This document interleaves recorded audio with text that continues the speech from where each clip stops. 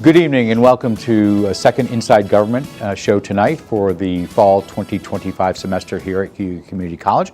This is a show that's shown on Spectrum, on Verizon Fios, as well as ARMA, the Auburn Regional Media Access, and Win 89.1, the college's radio station. I'm your host, Guy Cosentino. We are delighted to have in the studio today with us Assemblyman John Lemondes, who represents the City of Auburn and parts of Cayuga County in the New York State Assembly. He's in to give us an Albany update.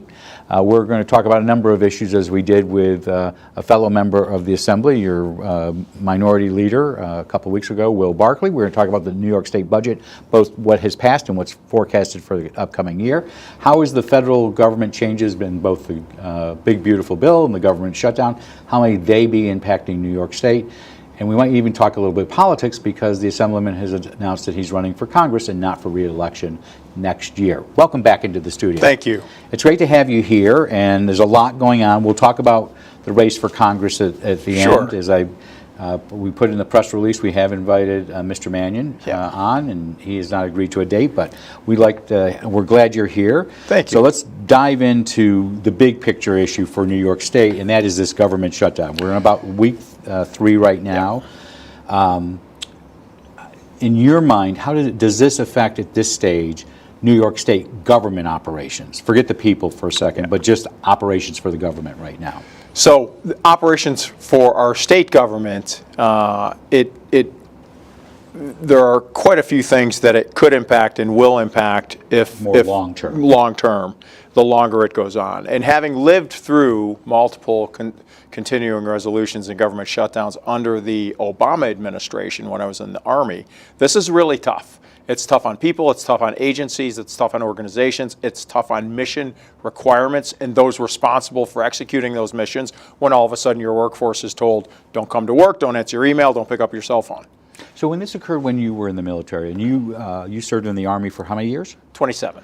So what happened to you pay-wise? And I know the Trump administration is trying to deal with the issue with military pay, but for you, what happened to you and your family? Because you were overseas at that point. No, I was going back and forth, but I was stationed in Maryland at Aberdeen Proving Ground, and the impact on me personally was limited. All pay was received. I don't remember if it was late or how late it was. There were issues with that, financial issues, but the biggest thing was with respect to being in charge of a mission area.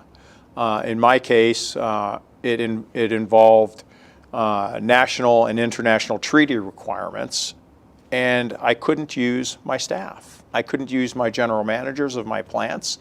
And I remember sitting and talking to the 3 military that were on duty at the headquarters. I was in charge, so it was myself as a colonel, my command surgeon, also a colonel, and the command operations officer, also a colonel, although both subordinate to me positionally. And I brought them into a meeting and I said, fellas, what are the 3 of us gonna do if something goes down in one of our plants, if something terrible happens? Because the civilian workforce was under threat of being punished if they actually worked.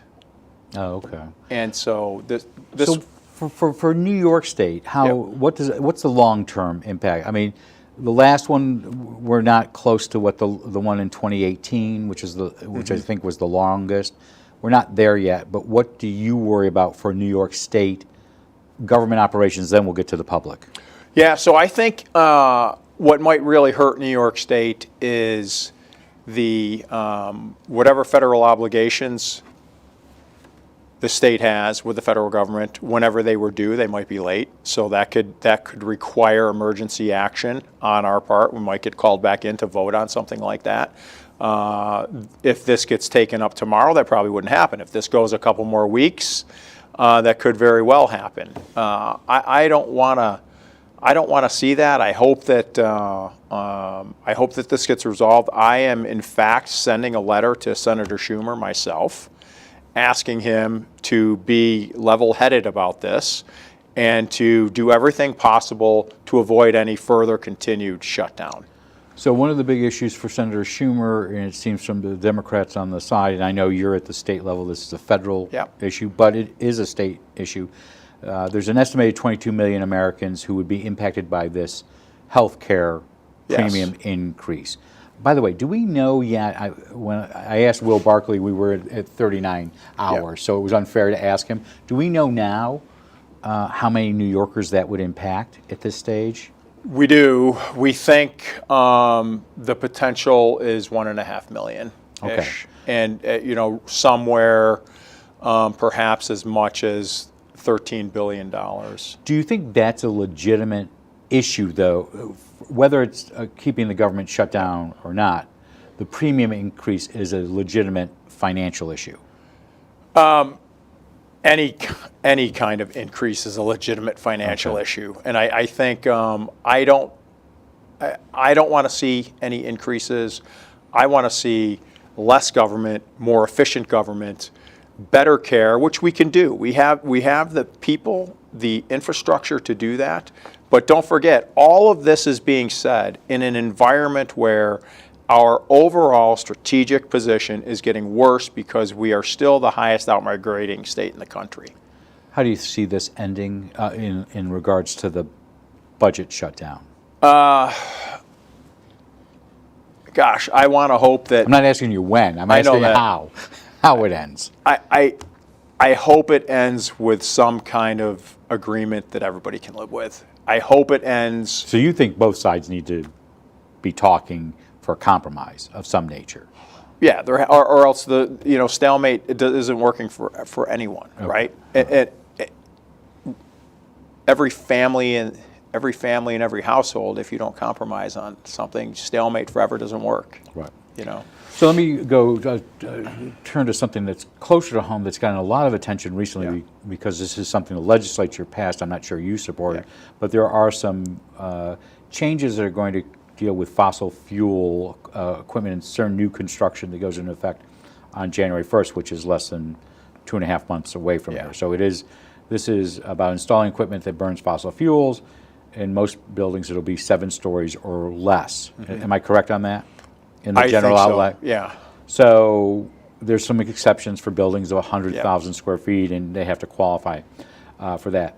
What does this mean for construction? And I ask this because one of the biggest construction projects that is going on in New York State is adjacent to your district. Yeah. And will impact your district. Yeah. So I think the essence of this is this, if ultimately enforced, will add to the construction cost of any building, any dwelling, regardless of the type. Approximately, our estimate is approximately $30,000 to a single-family home, and up from there, depending on the type of building. The bottom line on this topic is this is an emotional topic. It was made, it was put into play without scientific backing. It didn't make sense economically, and it still doesn't. And it's tied to all of the other things. I'm going to get to the other ones, but I want to ask you a question because Micron has not broken ground officially. Correct. Would Micron and their outbuildings be impacted by this? They're going to be clearly over 100,000 square feet, but there are going to be buildings that are going to be less than 100,000 square feet that are part of this project. Am I correct? You would think? Oh yeah. So we don't know until it actually happens, but I wanna hope not. And the reason for that is Micron's requirement is uninterruptible power, and you have to have gas or reliable electric to do that. And so if anything else is spoken about as a intermediate solution, that doesn't work. I would expect Micron to. I don't think that we're there. I am sure they have assurance, or else we wouldn't be talking about breaking ground, that their power will be reliable. It will be uninterruptible, because that can cost them millions of dollars. And we've got lots of businesses around the state that are like that. Corning is another one, for example. And adjacent to your district, the issue is possibly a second nuclear plant up Correct. in Oswego, Yeah. which would help with power needs there. Absolutely necessary to have that plant. So part of this, and I don't think when did you join the legislature? 2020? Yep. So this is part of the Climate Leadership and Community Protection Act of 2019. I love these names. Yes. CLCPA. Okay, so part of this is also the electric buses mandate. Yes. Where does that all stand? This is for school districts. Right. I have a bill, ironically, to allow school districts to opt out. So this again, I'm going back to my previous statement. This is based on emotion. It's not scientific. It doesn't obey the laws of economics or math. And the left did this without thinking of the long-term repercussions. Our climate does not support this. The overall, one more point, please. Sure. Oh, the overall cost to our school districts will be crushing because there's two main things that they have to do in order to comply with this if the quote-unquote mandates are enforced. One is the current maintenance bays are not big enough to hold these buses. Second, the cost of the bus themselves is 3, 4, 5 times the cost of a diesel bus. And so when is the bus mandate? When does that mandate? Isn't it 2 years from now? It's soon. It's a couple I of thought years for from now. some reason 2027 comes to mind. My question is, are they going to be given relief in the interim because the technology may not be there yet? I want to say that the governor is going to be reasonable. Right? There has to be people on the left, there must be, that understand the crushing aspect of this to school districts. And it's simply not possible to enforce this, which is why school districts are rejecting the cost increase for it. So on the energy front, separate from this 2019 bill, you have several constituencies here, but there is a lot of opposition right now to solar farms and wind farms within your district. Many of those communities are saying, listen, we have a home rule role here that's being denied, and New York State is pushing these on these communities. Yes. First of all, what is your opinion on the complaint from those communities, and more importantly from those voters who say, there was an event down at the Hilton Garden a couple weeks ago. Yep. It was well attended. People were very passionate. Yep. But I don't know that meant anything in the end compared to a state mandate. Right. There's two sides of this. First, on the energy side, what the governor's done is created an office called ORES, Office of Renewable Energy Systems, I think, ORES. And what ORES does is it nullifies every process for doing something, all the rules, home rule, every agency's involvement. It just nullifies everything and allows the governor, quote unquote, essentially to use eminent domain to mandate these wind farms and solar farms. Now, I've actually met with, there's one trying to be installed in this district, and several of the supervisors, the impacted supervisors, and I met with one of the company representatives doing it, and we said, look, we recognize that, and the other piece of this is the exercise of personal property rights. So you might want one, I might not. Now what do we do? Because you need, you can't put up one. Right. I'm talking windmills. We're talking 5 or 6 at a time. Yeah. There's an economies of scale. Exactly. And so when you're driving down 81, you don't just see one. That's right. You can sometimes, see tens, scores, hundreds, depending on where you are. So I get I personally am a fan of renewable energy exploration. As a guy with a scientific background myself, I would never rule out and say stop conducting research. But I think we're at a place right now where, do we really want to kill so many birds? Do we really want to, these things are horrendous killers of birds of all types.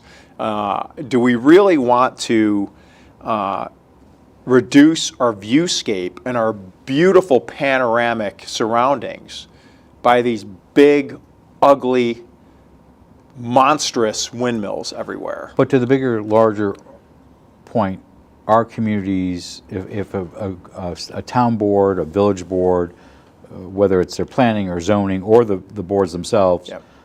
want to vote against these, are they going to be overruled by the state of New York?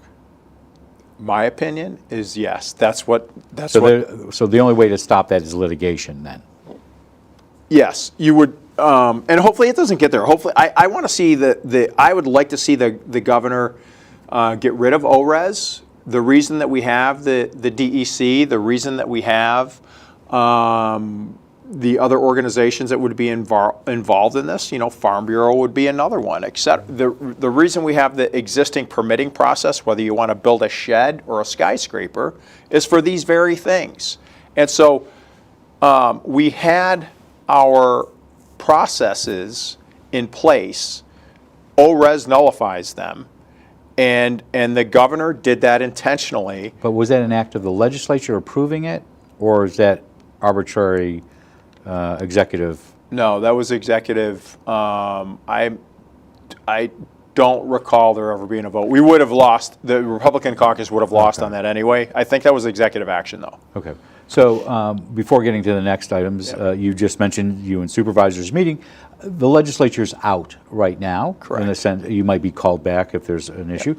So what do you do in that interim? Are you meeting with people? What do you do when you're not in session? All kinds of things. Meeting with constituents, attending to constituent needs in the district, going back to Albany for hearings. So hearings still may occur even though the legislature may not be in session. We just had one 2 weeks ago for economic development.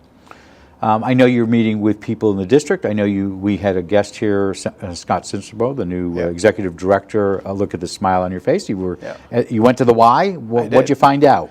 So, full disclosure, I'm a Y member. I believe in the Y's mission. I always have. The Y is great for every age group, from infant to elderly.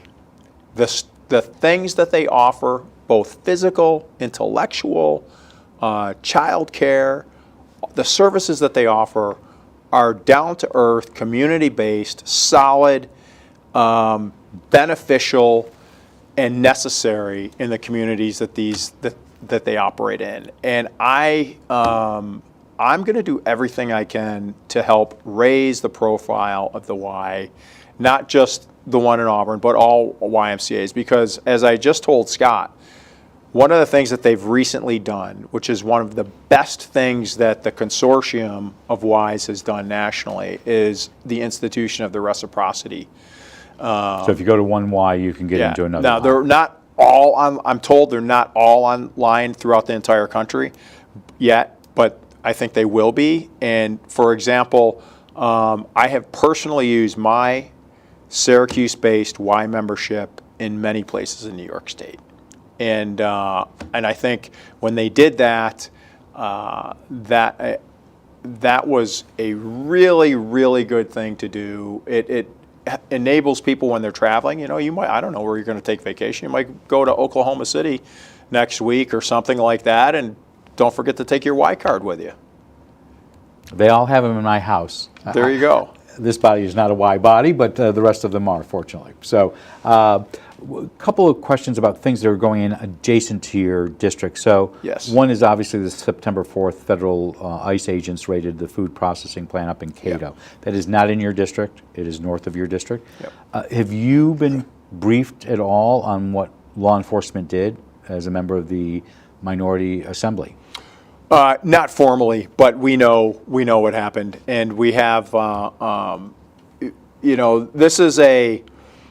This is an outcome, and I think what you're driving to is the social issue, the ancillary peripheral social issues that this raid caused: abandoned cars in parking lots, kids in schools, families Good point, but that's not where I'm going with it. But go ahead. I'm going in a different direction. Okay. But keep going. So. Unfortunately, if these folks were here legally, that wouldn't have occurred.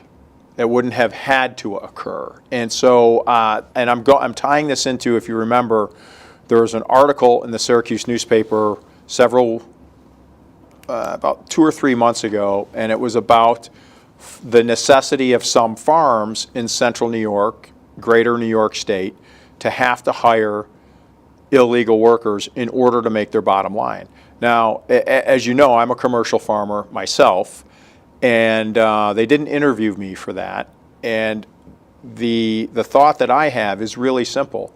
I don't have that problem because I follow the laws.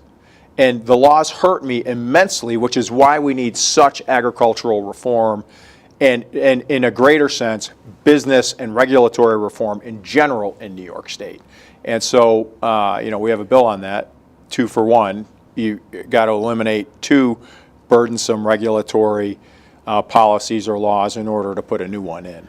So where I am going, those are all good points, and that's an angle I wasn't looking at, but I did want to ask you about the law enforcement piece of this. Yes. One was, obviously you have a sheriff that is in your district. Yep. He was here 2 weeks ago. Yep. Do you think the local law enforcement was informed correctly, from what you understand, about the raid and what was going to occur up in Cato? I'm betting for operational security they weren't. Okay. So the second issue is the Cayuga County Legislature Yeah. has before it a discussion, not sure where they're going with this, but to not cooperate with federal immigration raids, such as there's other legislative bodies are looking at. What is your advice to the Cayuga County Legislature on something of that nature? So thank you for asking that. And we could talk about this for the rest of the interview. I'll try to be as brief as possible. You got to follow the laws. The laws are in place for a reason. And most of the people that are speaking ill of these laws are people that have never missed a night out of a bed, never missed a meal, never wanted for security, the police, never lived someplace where power was disrupted or their educational opportunities were disrupted. These are people that have all of their needs met that are now protesting and arguing and disrupting everything else in a manner that is inconsistent, in my belief, with what being an American is.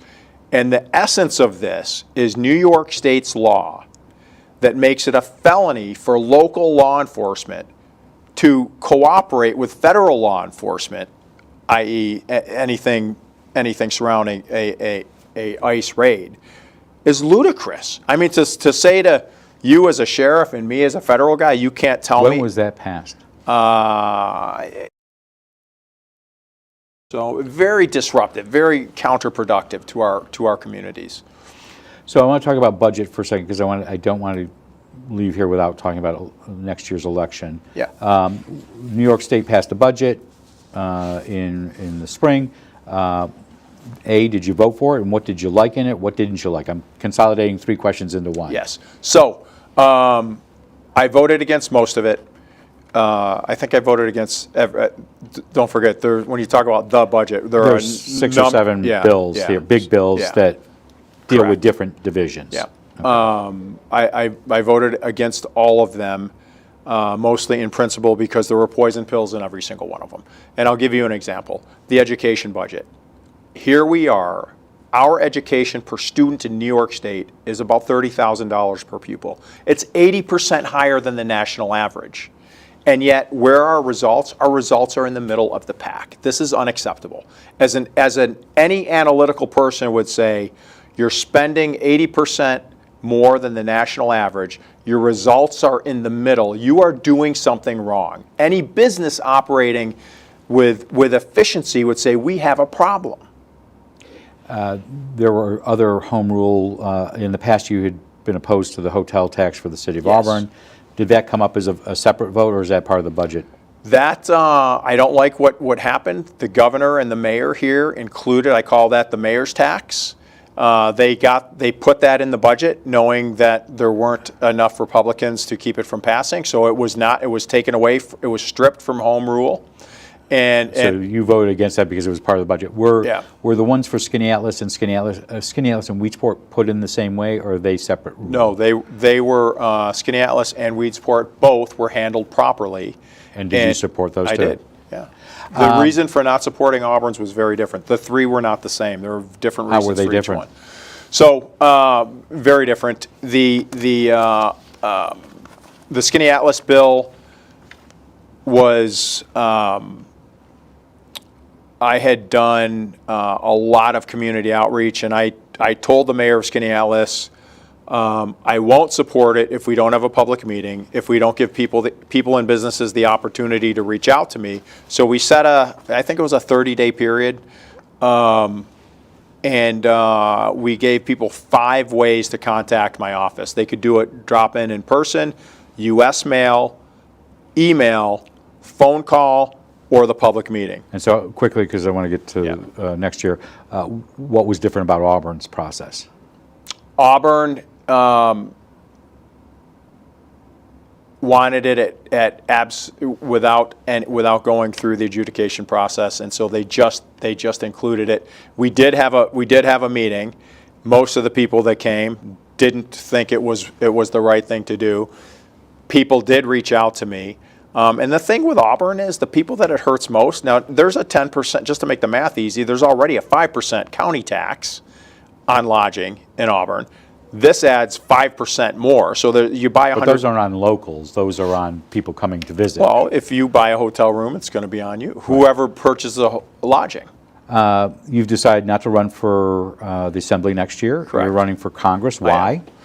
I believe that I have the skills, I have the demeanor, I have the experience and knowledge and personal commitment to represent New York 22 in a manner that it is currently being deprived of. So you're running both because you have different reasons, things that you want to present with your own agenda, but you're opposed to what Mr. Mannion is currently doing. Correct. Okay. This has been, for the last several cycles, has been one of the most expensive House seats in the country. Yeah. How much do you think you have to raise? This, at a minimum, $2 million. So this is an expensive seat. It's a swing seat.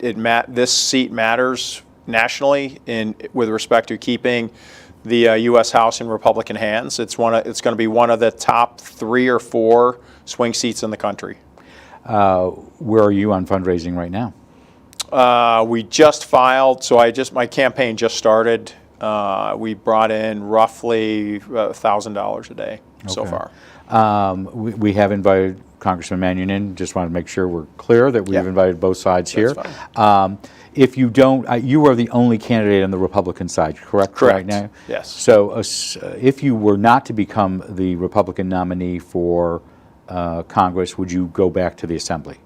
Run for the Assembly again? Well, it depends on the timing. It's possible. It's possible I would seek a Senate seat in the next election.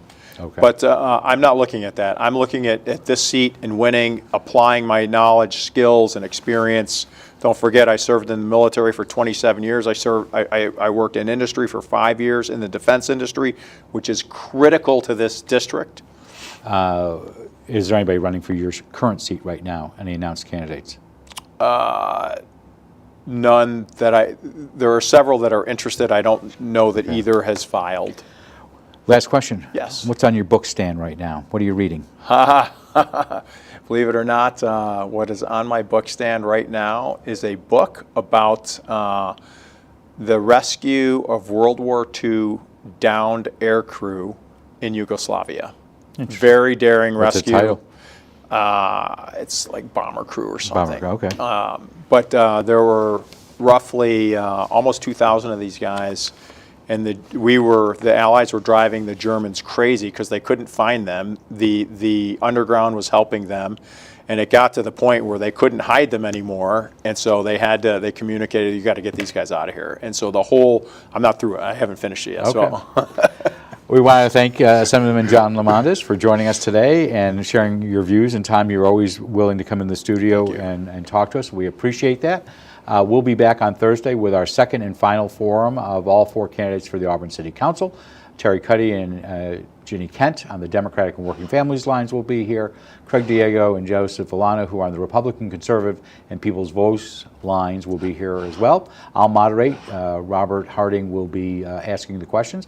Other than for the forum, if you would like to give us your questions or thoughts for guests, you can send them to cozguytho@aol.com. I'm Guy Cosentino for Cayuga Community College. We want to thank you for watching.